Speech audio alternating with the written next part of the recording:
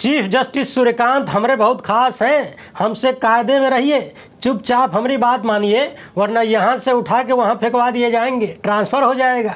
ये बात मैं नहीं कह रहा हूँ, बल्कि कथित रूप से राजस्थान हाईकोर्ट के एक्टिंग चीफ जस्टिस दूसरे जजों से कहते हैं, ट्रांसफ़र की धमकी देते हैं, वो भी चीफ जस्टिस सूर्यकांत के नाम पर, यानी भारत के चीफ जस्टिस के नाम का इस्तेमाल करके भौकाल बनाते हैं। यानी अब तक हम लोग सुन रहे थे कि नेताओं के घर के बच्चे भौकाल मारते हैं कि चच्चा विधायक हैं हमरे, यहाँ तो हाई कोर्ट के चीफ जस्टिस भौकाल बना रहे हैं कथित रूप से कि सुप्रीम कोर्ट के चीफ जस्टिस हमारे बहुत करीबी हैं, हमसे कायदे में रहोगे तो फायदे में रहोगे। और ये बातें कोई और नहीं बल्कि सुप्रीम कोर्ट के ही एक सिटिंग जज, जी हाँ सिटिंग जज ने कहा है, एक के बाद एक 3 चिट्ठियां लिखकर कहा है। यानी सुप्रीम कोर्ट के सिटिंग जज जस्टिस संदीप मेहता ने सुप्रीम कोर्ट के चीफ जस्टिस सूर्यकांत को 3 चिट्ठियां लिखा और 3 चिट्ठियों में राजस्थान हाईकोर्ट के acting chief justice Sanjeev Prakash Sharma पर बेहद गंभीर आरोप लगाए हैं। यानी शर्मा जी की शिकायत दूसरे शर्मा जी से हुई है। इतने गंभीर आरोप लगाए हैं जिसकी आप कल्पना भी नहीं कर सकते, आपको यकीन नहीं होगा, आप सोच भी नहीं पाएंगे कि हाईकोर्ट के एक्टिंग चीफ जस्टिस के बारे में ये बातें कही जा रही हैं या फिर किसी गली छाप को ख्यात व्यक्ति के बारे में। इन आरोपों को सुनने के बाद कोई भी टेंशन में आ जाएगा कि अगर ये आरोप कुछ हद तक भी सही है तो जस्टिस शर्मा कौन सा जस्टिस करते होंगे, किसके साथ जस्टिस करते होंगे। एक बार फिर से बता दूं, ये बात बहुत ही बड़ी है, एकदम असामान्य खबर है और भारतीय न्यायपालिका के इतिहास में एक नया काला दिन है कि एक राज्य के हाईकोर्ट के चीफ जस्टिस पर इतने गंभीर आरोप लग रहे हैं और आरोप लगाने वाला कोई सामान्य व्यक्ति नहीं बल्कि सुप्रीम कोर्ट के ही सिटिंग जज हैं।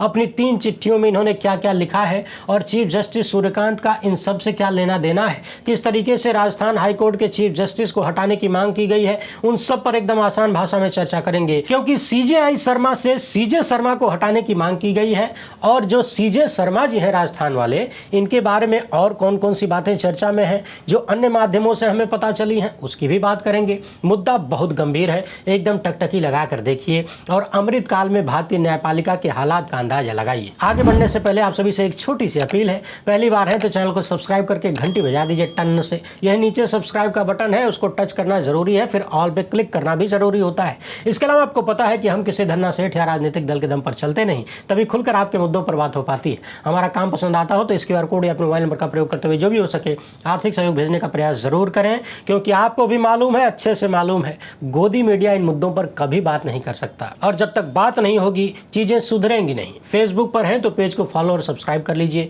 सुप्रीम कोर्ट के जज जस्टिस संदीप मेहता ने चीफ जस्टिस ऑफ इंडिया को 3 लेटर लिखा। एक लेटर इन्होंने 2 अगस्त को लिखा, दूसरा 10 अगस्त को और तीसरा 17 अगस्त को, यानी एक हफ्ते के गैप पर लिखा।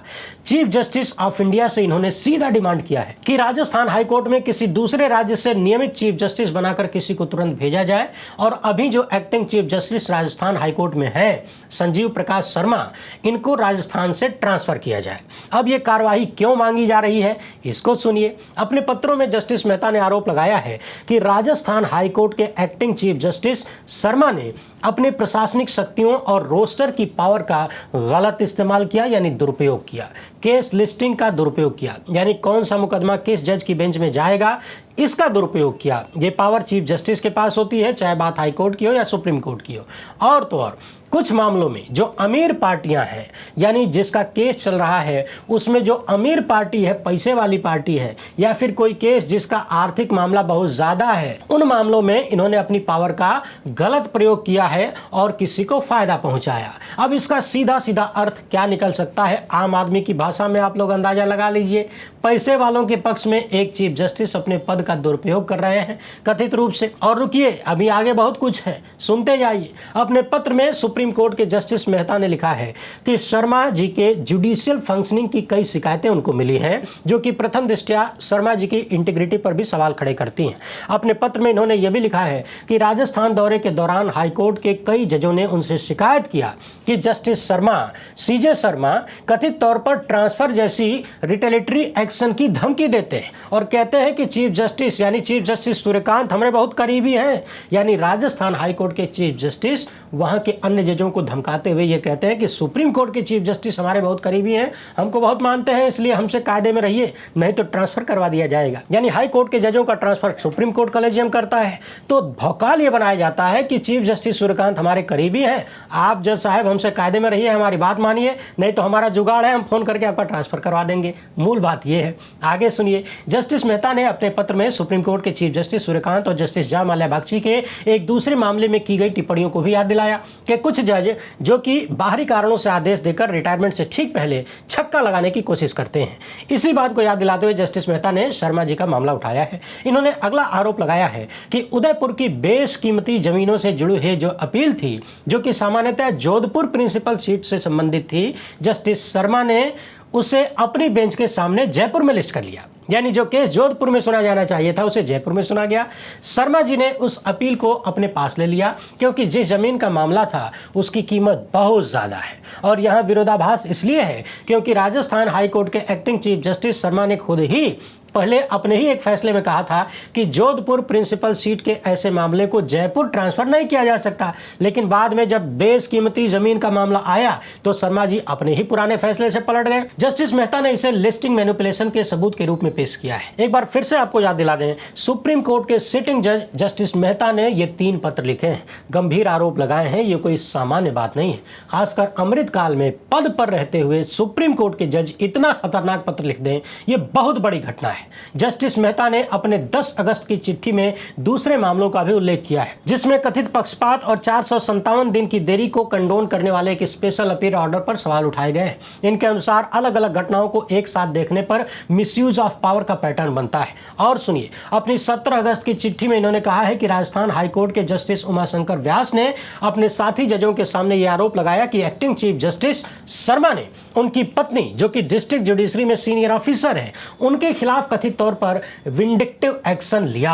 यानी राजस्थान हाईकोर्ट के चीफ जस्टिस एक दूसरे जज की पत्नी से बदला ले रहे थे, जज की खुन्नस उनकी पत्नी से निकाल रहे थे, ऐसे आरोप लगे हैं। यूं समझिए कि राजस्थान के चीफ जस्टिस की बात संभवतः दूसरे जज नहीं मान रहे होंगे, या फिर जो भी बात हो, साथी जज से बदला लेने के लिए उनकी पत्नी के खिलाफ एक्शन लिया गया, ऐसे आरोप लगाए गए हैं। और सुनिए, इन्होंने यह भी कहा है अपने पत्र में कि करीब 40 अदालतों वाली नई बिल्डिंग लगभग 1 साल से तैयार थी, फिर भी उसके उद्घाटन को रोका गया और निर्माण में बड़े बदलाव किए गए। और जब यह सब कुछ हो रहा था तो कई अदालतें किराए की बिल्डिंग में चल रही थी। जस्टिस मेहता ने इसे इंस्टीट्यूशनल लॉस और आर्बिट्रेरी एडमिनिस्ट्रेशन बताया है। यानी बिल्डिंग तैयार है लेकिन जानबूझकर उसका उद्घाटन नहीं किया जाता, टाला जाता है, और किराए के कमरों में अदालतें चल रही थी। और सुनिए, जस्टिस मेहता और जस्टिस विजय बिश्नोई ने चीफ जस्टिस से हस्तक्षेप का अनुरोध किया इस बिल्डिंग को लेकर। इसके बाद उस बिल्डिंग का इनॉग्रेशन सुनिश्चित हुआ। कुछ और बेहद महत्वपूर्ण आरोप लगाए गए हैं। नेपोटिज्म यानी भाई भतीजावाद के आरोप लगाए गए हैं। पूर्व में एक एडवोकेट पूजा त्रिपाठी ने सुप्रीम कोर्ट के ही जज, जो कि भविष्य में चीफ जस्टिस होने वाले जस्टिस विक्रमनाथ को शिकायत भेजा था, जिसकी कॉपी उन्होंने जस्टिस मेहता और कई लोगों को भेजा।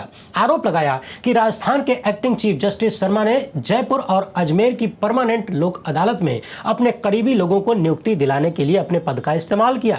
आरोपों में बताया गया है कि जो लाभार्थी हैं उसमें एक बचपन के दोस्त हैं और 2 जिला जजों के परिवार के लोग हैं, यानी संबंधित लोग हैं। और इन लोगों को राजस्थान हाईकोर्ट के चीफ जस्टिस ने अपने पद का दुरुपयोग करते हुए नौकरी दिलवाया, काम पर लगाया। और सुनिए, हाईकोर्ट जज बनाने को लेकर भी सवाल है, वही जो हम अब तक सैकड़ों बार उठा चुके हैं।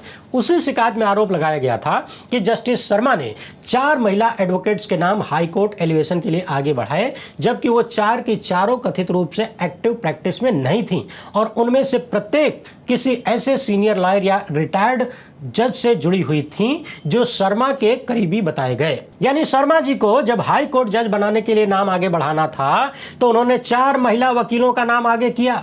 क्राइटेरिया तो ये होता है कि वकील के रूप में जिसकी प्रैक्टिस बहुत अच्छी हो, जिसने लंबे वक्त तक बढ़िया काम किया हो, प्रशंसनीय बहस की हो, उनका नाम आगे बढ़ाया जाए। लेकिन शर्मा जी ने जिन 4 महिला वकीलों का नाम आगे बढ़ाया, कथित रूप से उन चारों की प्रैक्टिस शायद केवल शर्मा जी को ही मालूम थी कि कौन सी प्रैक्टिस है। और ये चारों महिला वकील कहीं न कहीं किसी न किसी माध्यम से शर्मा जी यानी सीजे शर्मा जी से या फिर उनके करीबियों से संबंधित बताई गई। आपको बता दें कि नवंबर 2016 शर्मा जी राजस्थान हाईकोर्ट में जज बने। 2022 में पटना हाईकोर्ट ट्रांसफर हो गया। उस दौरान भी ये चर्चा थी कि ये ट्रांसफर भी उनके खिलाफ शिकायतों के आधार पर हुआ था। इसके बाद शर्मा जी पटना से निकलना चाहते थे, वापस राजस्थान जाना चाहते थे। इसके लिए उन्होंने स्वास्थ्य का आधार बताया, लेकिन 2023 में तत्कालीन चीफ जस्टिस जीवाई चंद्रचूड़ की कॉलेजियम ने स्वास्थ्य के आधार पर राजस्थान ट्रांसफर की बात को नहीं स्वीकार किया और बाद में इन्हें पंजाब हरियाणा हाईकोर्ट भेज दिया गया। वैसे आपको याद दिला दें कि शर्मा जी जब चंडीगढ़ में थे तब भी कहा जाता है कि एक जज साहब से बहुत ही नजदीकियां थीं और इन दोनों को लेकर शिकायतें भी थीं। जब शर्मा जी इंस्पेक्टिंग जज के रूप में थे तब भी निचले जजों पर बहुत दबाव बनाने या डराने धमकाने की बातें होती थी, आरोप लगते थे। एक जज का एसआर भी कथित रूप से इन्होंने खराब कर दिया था।